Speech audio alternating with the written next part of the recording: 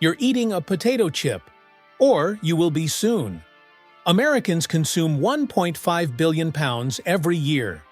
That crunch, that satisfying snap when your teeth break through, is engineered. Every chip shatters at exactly the right pressure and dissolves on your tongue in under 3 seconds. But here's something that might surprise you. The potato chip wasn't invented to delight you. It was invented to insult you. In 1853, a wealthy customer sent his fried potatoes back, complaining they were too thick. The chef's response was pure spite. He sliced potatoes impossibly thin, fried them until they cracked, and drowned them in salt. That act of culinary revenge became a $30 billion industry. The legend centers on Moon's Lake House, a resort restaurant in Saratoga Springs, New York. The customer was Cornelius Vanderbilt, or possibly another wealthy guest, depending on who tells the story. The chef was George Crum, a man of African American and Native American descent, working in a time when talking back to wealthy white patrons meant losing your job. Vanderbilt kept sending his French fries back.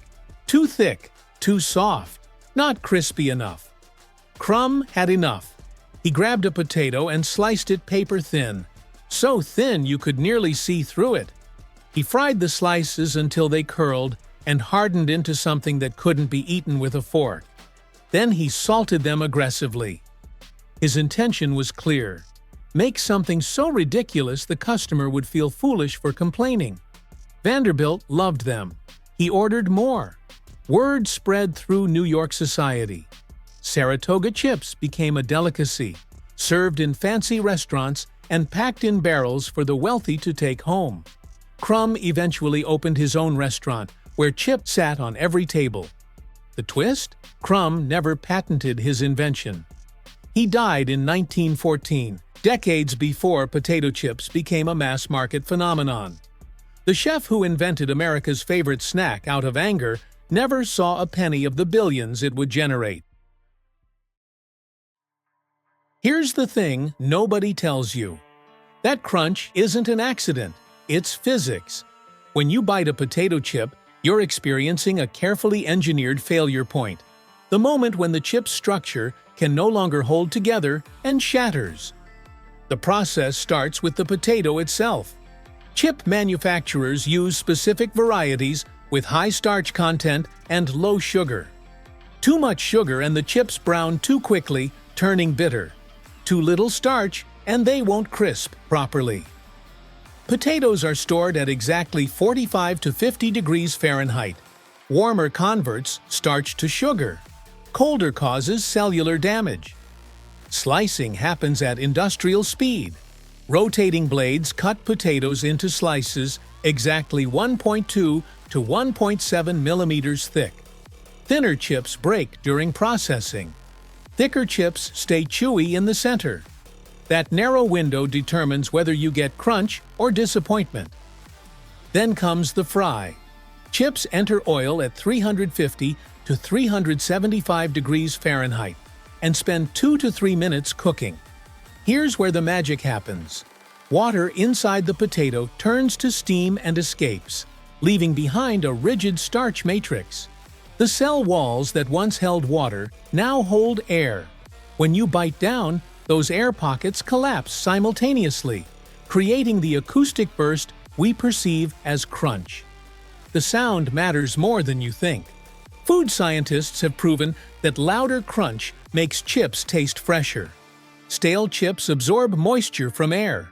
Just 3% humidity increase softens the structure enough to dampen the sound. That's why chips come in foil-lined bags filled with nitrogen, not air. Oxygen causes staleness. Humidity kills crunch. Seasoning comes last, applied while chips are still warm and slightly oily so the salt adheres. Industrial tumblers rotate chips through seasoning clouds, coating each one in approximately 1.5 to 2% of its weight in salt. That ratio triggers maximum flavor response without overwhelming bitterness. But wait, the surprises keep stacking. The perfect chip sound is 60 to 70 decibels, roughly the volume of normal conversation. Below that, chips taste stale even if they're fresh. Companies actually employ acoustic engineers to optimize crunch frequency. That natural curved shape? Engineered. Flat chips stack poorly and break during shipping. The curve adds structural strength, same principle as an egg's shell. And the most disturbing fact, the 3-second dissolve time is intentional. Chips are designed to vanish on your tongue so your brain never registers, "I ate something substantial." That's why you can't eat just one. You literally can't feel full from them. Here's where the story flips. George Crum might not have invented the potato chip at all. Recipes for thin-fried potatoes appear in English cookbooks from the 1820s, 3 decades before Saratoga Springs. A woman named Catherine Wicks claimed she invented them in the same kitchen. The revenge story might be mythology, but here's what's true. Crum made them famous.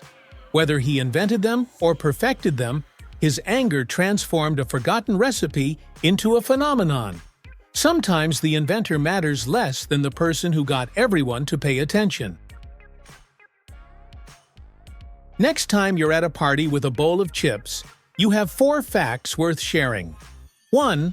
They were invented as an insult. A chef in 1853 got so annoyed by a complaining customer that he sliced potatoes impossibly thin and oversalted them out of spite. The customer loved them. 2. That crunch is acoustic engineering. The perfect chip shatters at 60 to 70 decibels. Companies hire sound engineers to optimize the frequency.